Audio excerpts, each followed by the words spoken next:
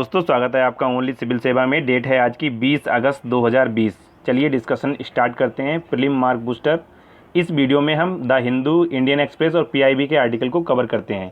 पहला आर्टिकल हमारा Delhi Meerut regional rapid transit system के बारे में है। यहाँ पर ये आर्टिकल इसलिए पब्लिश हुआ था कि एशियन डेवलपमेंट बैंक ने हाल ही में Delhi Meerut regional rapid transit system के लिए $1 बिलियन के ऋण की अप्रूवल दे दी थी। तो ये इम्पॉर्टेंट है, Delhi Meerut regional rapid transit system, इसके बारे में क्वेश्चन पूछा जा सकता है। दूसरी अगर बात की जाए, ये अपनी तरह का पहला ट्रांजिट सिस्टम है इस प्रकार का ट्रांसपोर्ट के लिए, यानी परिवहन के लिए। उसके बाद अगर बात की जाए, इसका उद्देश्य क्या है, दिल्ली और मेरठ को जोड़ना। ठीक है, आप आसानी से समझ सकते हैं, दिल्ली मेरठ है तो दिल्ली और मेरठ को आसानी से जोड़ने वाले विकल्पों की स्थापना करना, और जिससे रीजनल कनेक्टिविटी बेहतर हो।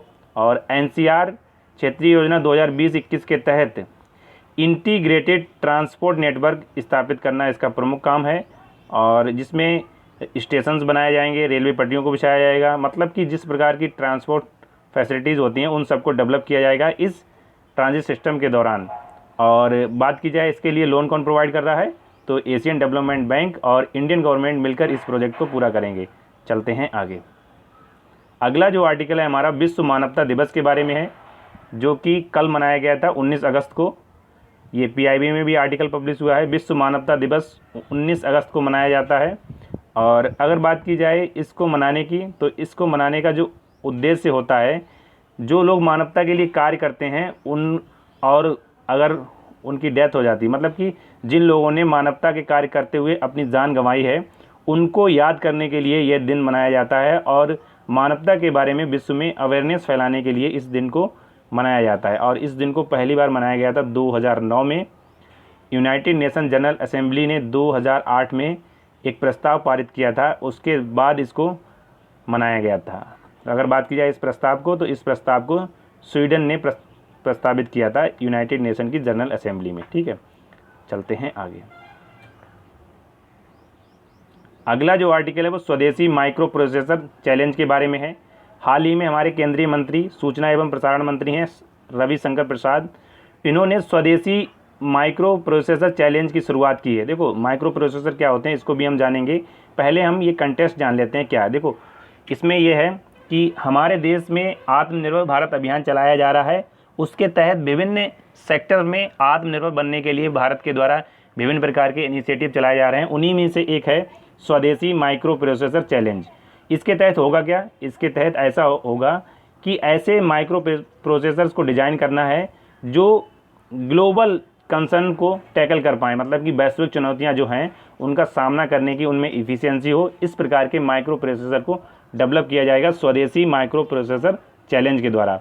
इसके लिए स्टूडेंट और स्टार्टअप कंपनियां भाग ले सकती हैं इस चैलेंज में, और जो विनर प्राइज़ है वो 4.3 करोड़ का है। ठीक है, उसके बाद अगर बात की जाए माइक्रो प्रोसेसर क्या होते हैं, जल्दी से हम एक लाइन में जान लेते हैं। देखो माइक्रो प्रोसेसर एक सिंगल यूनिट इंटीग्रेटेड चिप होती है, जैसे मान लेते हैं आईसी होती है, इंटीग्रेटेड सर्किट। इसके ऊपर लाखों टारगेट को एम करना, मतलब कि जैसे ट्रांजिस्टर हो गया, डायोड हो गया। आईसी के अंदर क्या होते हैं, लाखों यूनिट्स होती हैं, वर्किंग यूनिट्स, तो उसी को कहा जाता है माइक्रो प्रोसेसर। ठीक है, जिसमें आईसी में डायोड, ट्रांजिस्टर और विभिन्न प्रकार के छोटे छोटे जो सर्किट होते हैं वो लगे होते हैं माइक्रो प्रोसेसर में। और जिन कंप्यूटर में माइक्रो प्रोसेसर का यूज़ किया जाता है उनको क्या कहते हैं, उनको माइक्रो कंप्यूटर कहते हैं। और माइक्रो कंप्यूटर का लाभ क्या होता है, ये साइज़ में काफ़ी छोटे होते हैं लेकिन इनकी इफ़िशियंसी क्या होती है, बहुत अधिक होती है। उसके बाद अगर बात की जाए शक्ति और बेगा की, शक्ति और बेगा क्या है, शक्ति और बेगा ये माइक्रो प्रोसेसर हैं, ये डेवलप किए गए हैं सीडेक और आईआईटी मद्रास ने। किसने डेवलप किए हैं, सीडेक और आईआईटी मद्रास ने शक्ति और बेगा नामक 2 माइक्रो प्रोसेसर विकसित किए हैं। ये स्वदेशी हैं, इनके बारे में भी क्वेश्चन पूछा जा सकता है एग्जाम में कि शक्ति और बेगा क्या है। रिसेंटली आपने न्यूज़ में देखा होगा, तो आंसर हो जाएगा यह स्वदेशी माइक्रो प्रोसेसर हैं जो कि सीडेक और आईआईटी मद्रास के द्वारा डेवलप किए गए हैं। सीडेक की अगर बात की जाए तो ये centre for development and advance computing है, और शक्ति जो है 32 बिट का प्रोसेसर है, और बेगा जो है 34 बिट का प्रोसेसर है। यहाँ पर आप इस तरह से ध्यान रख सकते हैं कि शक्ति जो है थोड़ा सा मतलब कि पहले की फॉर्म है, और बेगा जो है वो एडवांस फॉर्म है। इसलिए अगर बाई चांस अगर पूछा जाता है कि इनके बारे में कोई स्टेटमेंट दे दिया जाता है तो आप पहचान सकते हैं कि शक्ति 32 बिट प्रोसेसर है और बेगा 64 बिट का प्रोसेसर है। उसके बाद अगर बात की जाए, यहाँ पर एक वर्ड यूज हुआ है कि शक्ति एक खुले स्रोत का रिस्क है। रिस्क मतलब कि रिड्यूस इंटरेक्शन सेट कंप्यूटर, मतलब कि इसकी शब्द की भी फुल फॉर्म एग्जाम में पूछी जा सकती है विभिन्न पीसीएस एग्जाम में, जैसे यूपी पीसीएस हो गया, एमपी पीसीएस हो गया। रिस्क क्या है? तो रिस्क की फुल फॉर्म है रिड्यूस इंस्ट्रक्शन सेट कंप्यूटर, मतलब कि जो इंस्ट्रक्शन को सूचनाओं के सेट को रिड्यूस करके कंप्यूटर में भेजता हो उसको कहते हैं रिस्क, और इसी टेक्नोलॉजी का यूज करता है शक्ति। चलते हैं आगे। अगला जो आर्टिकल है वो राष्ट्रीय भर्ती एजेंसी के बारे में है। आज हर न्यूज़पेपर में ये आर्टिकल पब्लिश हुआ है कि कॉमन इंटरेस्ट टेस्ट कराया जाएगा, किसके द्वारा? नेशनल रिक्रूटमेंट एजेंसी के द्वारा। अगर बात की जाए इसकी, तो यह एजेंसी केंद्रीय बजट 2020 में प्रस्तावित थी। इसके लिए 1517 करोड़ का बजट का आवंटन किया था गवर्नमेंट ऑफ इंडिया ने, और अब कल सेंट्रल कैबिनेट ने यानी यूनियन कैबिनेट ने इसकी मंजूरी दे दी है कि अब एनआरए यानी नेशनल रिक्रूटमेंट एजेंसी का गठन किया जाएगा। अगर बात की जाए इस एनआरए में क्या होगा, इस एनआरए में जो अभी वर्तमान में सेंट्रल की लगभग 20 भर्ती एजेंसियां हैं, उन सभी की जगह अब लेगा ये एनआरए यानी नेशनल रिक्रूटमेंट एजेंसी। इन सभी 20 भर्ती एजेंसियों की जगह लेगा, जिनमें एसएससी, एसएसबी और विभिन्न प्रकार की जो एजेंसियां जैसे आईबीपीएस हो गया, आरआरबी हो गया, इन सबको अब ये रिप्लेस करेगा एनआरए। अगर बात की जाए कॉमन इंटरेस्ट टेस्ट की, तो क्या होगा इसमें? कॉमन इंटरेस्ट टेस्ट में अगर बात की जाए तो ये सभी गैर राजपत्रित ग्रुप बी और सी के लिए एग्ज़ाम कराएगा। ठीक है। अगर बात की जाए यहाँ पर इस एग्ज़ाम में क्या होगा, कॉमन इंटरेस्ट टेस्ट जो होगा, सेट जो होगा, उसमें जो स्कोर आप प्राप्त करेंगे वो 3 साल के लिए वैलिड होगा और 1 वर्ष में 2 बार इसको आयोजित किया जाएगा। इसके अलावा परीक्षा का जो स्तर होगा वो 3 स्तर पर होगा, जैसे 10वीं, 12वीं और स्नातक। इसके अलावा जो पाठ्यक्रम होता है वो जिस प्रकार का अभी रहता है, यानी ऑब्जेक्टिव टाइप के क्वेश्चन आएंगे इसमें। ये सब इंपॉर्टेंट नहीं, बस आपको ये याद रखना है कि 3 लेवल पर ये एग्ज़ाम कराएगा, 10वीं, 12वीं और स्नातक। उसके बाद जो सीईटी का स्कोर होगा वो 3 साल के लिए वैलिड होगा, 1 वर्ष में 2 बार एग्ज़ाम कराए जाएंगे और गैर राजपत्रित पदों के लिए ये कॉमन इंटरेस्ट कराएगा। मतलब कि जैसे यूपीएससी और पीएससी सर्विसेज को छोड़कर विभिन्न प्रकार की जो सेंट्रल के जो एग्ज़ाम होते हैं उनको ये कंबाइंड भर्ती होगी एक। चलते हैं आगे। अगला जो आर्टिकल है भारतीय रेलवे में ड्रोन के यूज से संबंधित है। अभी हाल ही में रेलवे ने अनाउंस किया है कि central railway, south eastern railway और साउथ वेस्टर्न रेलवे के द्वारा ड्रोन का यूज़ किया जाएगा अब। ठीक है, तो ये कंटेस्ट था, तो हम जान लेते हैं भारत में ड्रोन पॉलिसी क्या है। देखो, भारत में ड्रोन की कैटेगरीज कौन कौन सी हैं। भारत में ड्रोन की कैटेगरीज को 5 भागों में बांटा गया है। यहाँ पर आप देख सकते हैं नैनो, माइक्रो, मिनी, स्मॉल और लार्ज। ठीक है, यहाँ पर आप हिंदी में देख सकते हैं। नैनो में क्या है, 250 ग्राम से कम के या बराबर के वेट वाले ड्रोन को नैनो कैटेगरी में रखा गया है। माइक्रो की अगर बात की जाए तो 250 ग्राम से लेकर 2 किलोग्राम के बीच का जो वेट होता है ड्रोन का, उसको माइक्रो में रखा गया है। मिनी में 2 किलोग्राम से 25 किलोग्राम तक, और उसके बाद है स्मॉल, इसमें रखा गया है यहाँ पर 25 किलोग्राम से 150 किलोग्राम के बीच, और लार्ज वाले में रखा गया है 150 किलोग्राम से अधिक के ड्रोन को लार्ज यानी बड़ी कैटेगरी में रखा गया है। देखो, यहाँ पर पहले जो 2 टाइप हैं नैनो और माइक्रो, इनके लिए उड़ाने के लिए यहाँ पर आप देखिए क्या लिखा हुआ है, ये categories nano and micro drones will be relaxed, मतलब कि नैनो और माइक्रो ड्रोन को उड़ाने के लिए रिलैक्स किया गया है। इनको आप उड़ा सकते हैं बिना एविएशन मिनिस्ट्री की गाइडलाइंस के अकॉर्डिंग। ठीक है, मतलब कि आप इनको लाइन ऑफ साइट में उड़ा सकते हैं, इनका यूज़ कर सकते हैं, जैसे कृषि के लिए स्प्रे वगैरह करना हो तो इनमें आप इनका यूज़ कर सकते हैं। बाकी के जो तीनों हैं इनके लिए आपको डीजीसीए से अप्रूवल ज़रूरी है, मतलब कि लेना नेसेसरी है। अगर आप इनको इलीगल तरीके से उड़ाते हुए पाए जाते हैं तो आपको दोषी माना जाएगा और उसके तहत जो भी सज़ा का प्रावधान है उसके तहत आपको सज़ा भी दी जाएगी। तो आई होप आपको भारत में ड्रोन की जो 5 कैटेगरीज़ हैं इनको ध्यान रखना है, इनके बारे में भी क्वेश्चन पूछा जा सकता है। चलते हैं आगे। अगला जो आर्टिकल है हमारा उत्तर प्रदेश इलेक्ट्रॉनिक्स विनिर्माण नीति के बारे में है। हाल ही में उत्तर प्रदेश गवर्नमेंट के द्वारा एक अनाउंस किया गया है कि उत्तर प्रदेश गवर्नमेंट अगले 5 साल में 40,000 करोड़ रुपए का निवेश लाने के लिए एक नई नीति निर्धारित करेगा, उत्तर प्रदेश इलेक्ट्रॉनिक्स विनिर्माण नीति। देखो, यहाँ पर अगर बात की जाए, यहाँ पर ये की फैक्ट है यूपीपीसीएस एग्ज़ाम के लिए एग्ज़ाम में पूछा जा सकता है कि उत्तर प्रदेश इलेक्ट्रॉनिक विनिर्माण नीति में कितने करोड़ का टारगेट रखा गया था। तो आपको पता होना चाहिए 40,000 करोड़ का, काफ़ी बड़ा टारगेट है, ठीक है, ये ध्यान रखना है आपको। इसके अलावा वर्तमान में उत्तर प्रदेश में जो विनिर्माण नीति है वो 2017 काम कर रही है और अब 2020 की जो नीति आएगी वो इसको रिप्लेस करेगी। हालांकि 2017 की नीति की अगर बात की जाए तो इसने काफ़ी अच्छा काम किया है। जैसे ग्रेटर नोएडा में आप देखिए नोएडा एक्सप्रेस वे और उसके आसपास जो मोबाइल मैन्युफैक्चरिंग की यूनिट्स काफ़ी लगी हैं अभी पिछले 2 वर्षों में, तो ये इस नीति का परिणाम है, ठीक है। तो इस प्रकार से 2020 की जो नीति होगी वो भी आई होप मतलब कि हमारे उत्तर प्रदेश के लिए निवेश लाने में सक्षम होगी। अगर बात की जाए इस नीति के प्रमुख प्रोविज़न की, तो यहाँ पर देख लीजिए, जो भी इकाई अपना यूनिट यहाँ स्थापित करेगी, मतलब कि जो भी कंपनी यहाँ अपना यूनिट स्थापित करेगी उत्तर प्रदेश में, तो उसके लिए सरकार प्रोत्साहन देगी। इसके अलावा एमएसई इकाइयों को बढ़ावा देगी। एमएसएमई यानी माइक्रो स्मॉल मीडियम इंटरप्राइजेस को यूपी गवर्नमेंट के द्वारा इंसेंटिवाइज किया जाएगा। उसके बाद अगर बात की जाए कि स्टेट गवर्नमेंट जो है 3 इलेक्ट्रॉनिक्स विनिर्माण क्लस्टर स्थापित करेगी। ये क्लस्टर चिकित्सा उपकरण, उपभोक्ता टिकाऊ वस्तुएं जैसे फ्रिज, टीवी, रेफ और मान लीजिए एलईडी, कुछ भी मान लीजिए, मतलब कि जो कंज्यूमर ड्यूरेबल थिंग्स होती हैं उनके लिए। उसके बाद यहाँ पर देखिए मोबाइल निर्माण, रक्षा, आईटी हार्डवेयर पर केंद्रित होंगी। मतलब कि ये क्लस्टर जो होंगे मुख्यतः मेडिसिनल टूल्स पर, कंज्यूमर गुड्स पर, मोबाइल पर और डिफेंस सेक्टर पर आधारित होंगे ये 3 क्लस्टर जो स्थापित किए जाएंगे।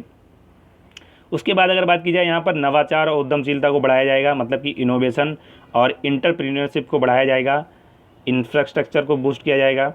ये तो सब बेसिक सी बातें हैं, लेकिन जो की फैक्ट होते हैं उनको आपको ज़रूर याद रखना। जैसे 3 इलेक्ट्रॉनिक्स विनिर्माण क्लस्टर बनाए जाएंगे और 15% की सब्सिडी दी जाएगी, पूंजीगत सब्सिडी। मतलब कि जो निवेशक इस योजना के तहत निवेश करेंगे उनको 15% की पूंजीगत सब्सिडी दी जाएगी और जो इन्वेस्टर 1000 करोड़ से अधिक का निवेश करेंगे उनको क्या किया जाएगा, उनको 10% की अतिरिक्त सब्सिडी दी जाएगी।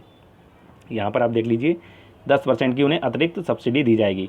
तो उत्तर प्रदेश इलेक्ट्रॉनिक्स विनिर्माण नीति में इतना ही था। उसके बाद हम ये जान लेते हैं राष्ट्रीय इलेक्ट्रॉनिक्स नीति 2019 जो अभी हमारे देश में लागू है उसके तहत क्या प्रोविज़न है। ये ministry of information and technology के द्वारा इस नीति को लागू किया जा रहा है। और अगर बात की जाए इस नीति के तहत internet of things, 5G, artificial intelligence, virtual reality, robotics, photonics, machine learning, ये विभिन्न जो इनोवेटिव टेक्नोलॉजीज़ हैं जो अब वर्ल्ड में इमर्ज हो रही हैं, उनको किस प्रकार से हमारे देश में लागू किया जा सकता है और उनमें किस प्रकार से हमारे देश में डेवलपमेंट हासिल की जा सकती है, इस पर ये नीति फोकस करती है, राष्ट्रीय इलेक्ट्रॉनिक्स नीति 2019। अगर बात की जाए इसमें सॉवेरन पेटेंट फंड बनाने का भी प्रस्ताव है। 2019 की जो नीति है सॉवेरन पेटेंट फंड, इसका यूज़ क्या होगा, सॉवेरन पेटेंट फंड का यूज़ बौद्धिक संपदा बनाने में मदद करेगा। मतलब कि किसी, जैसे मान लीजिए ए एंटरप्रेन्योर है या कोई,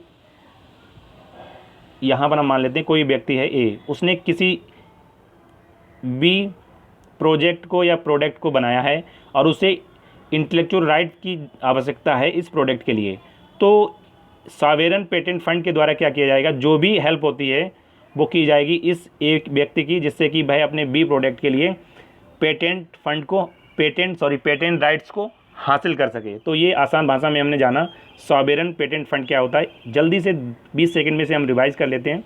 सॉवेरन पेटेंट फंड वह फंड है जो किसी व्यक्ति या किसी कंपनी की इंटेलेक्चुअल राइट्स प्राप्त करने में मदद करेगा, ठीक है। उसके बाद अगर बात की जाए इस प्रकार का जो फंड है केवल फ्रांस, दक्षिण कोरिया, जापान, ताइवान और चीन में पाए जाते हैं और अब भारत में भी इसको स्थापित करने की बात चल रही है। तो ये आर्टिकल हमने जाना काफ़ी डिटेल में। जल्दी से हम उत्तर प्रदेश के मैप को देख लेते हैं। यहाँ पर देखिए कि उत्तर प्रदेश का मैप जो है किन किन राज्यों से बॉर्डर को टच करता है, यूपी के एग्ज़ाम में पूछा जा सकता है। यहाँ पर देखिए अंतर्राष्ट्रीय सीमा नेपाल से बनाता है और ये है उत्तराखंड और ये है हरियाणा। यहाँ पर आप ऊपर साइड में देख रहे हैं छोटा सा आपको दिख रहा होगा हिमाचल प्रदेश। उसके बाद ये दिल्ली है और ये राजस्थान है, ये मध्य प्रदेश है और यहाँ पर आप देख रहे हैं छत्तीसगढ़, यहाँ पर देखिए छत्तीसगढ़ है और ये है झारखंड है और उसके बाद यहाँ पर अगर बात की जाए ये है बिहार, ठीक है। चलते हैं आगे। अगला जो आर्टिकल है वो माली के राष्ट्रपति के द्वारा हाल ही में इस्तीफ़ा दे दिया गया है। इससे संबंधित एक आर्टिकल ऑलरेडी हर न्यूज़पेपर में पब्लिश हुआ है, तो उसके बारे में भी हम जल्दी से डिस्कशन कर लेते हैं। इनका नाम है बावर कीता, ठीक है, नाम इम्पॉर्टेंट है, इब्राहिम बावर कीता। इनके द्वारा अभी हाल ही में अपने पद से इस्तीफ़ा दे दिया गया है और ये पश्चिमी अफ्रीकी देश है, एक माली उसके राष्ट्रपति हैं।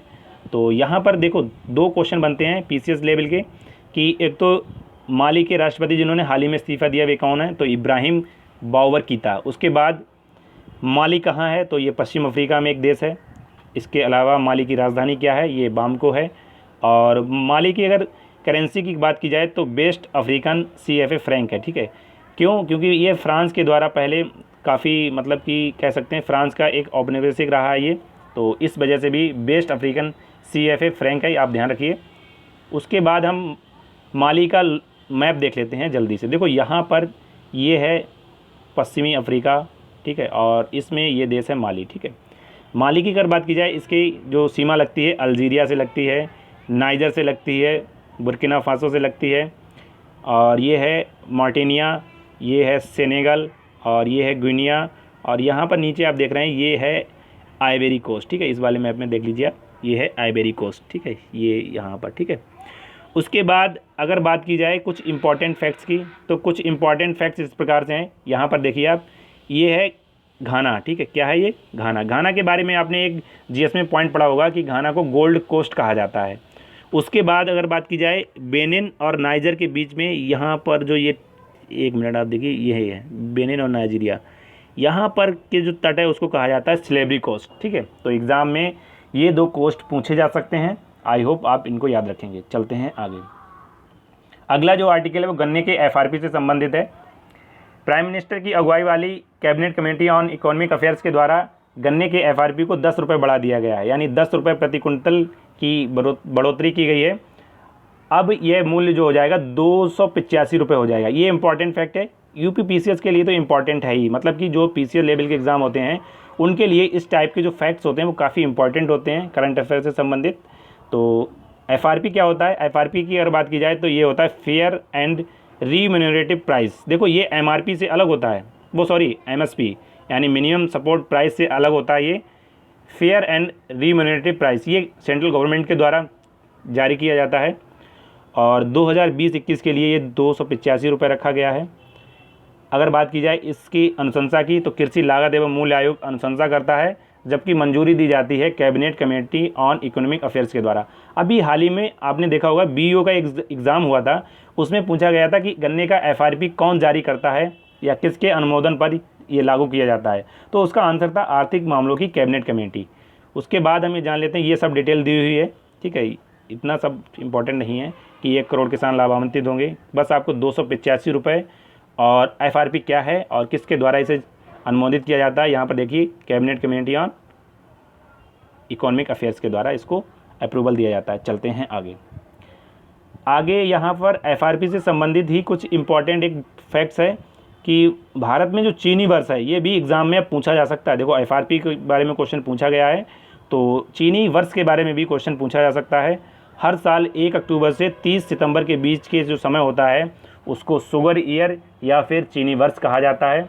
और FRP वह प्राइस होता है जिस पर चीनी मिल जो है किसानों से गन्ना खरीदती है। जैसे मान लीजिए A फार्मर है और B जो है चीनी मिल है, और B के द्वारा जब गन्ना प्रिक्योर किया जाएगा तो FRP से कम प्राइस पर ये प्रिक्योर नहीं किया जाता है। वास्तविक प्राइस हमेशा FRP से अधिक होते हैं जो कि स्टेट के द्वारा जारी किए जाते हैं, मतलब कि स्टेट भी अपना कंट्रीब्यूशन देता है कुछ, तो उन प्राइस पर गन्ने को ख़रीदा जाता है चीनी मिल के द्वारा। चलते हैं आगे। तो आज की डिस्कशन में बस इतना ही था। अगर आपको ये वीडियो अच्छी लगी तो लाइक, शेयर और कमेंट करें और हमारे चैनल ओनली सिविल सेवा को सब्सक्राइब करें, जिस पर आपको द हिंदू, इंडियन एक्सप्रेस और PIB की करंट अफेयर्स को हिंदी में डिस्कस किया जाता है, जिससे कि आप हिंदी मीडियम में अगर तैयारी कर रहे हैं तो आप करंट अफेयर्स को किसी अन्य सोर्स पर रिलाई ना हो और आपकी जो तैयारी है उसमें हम अपना योगदान दे सकें। Thank you for watching.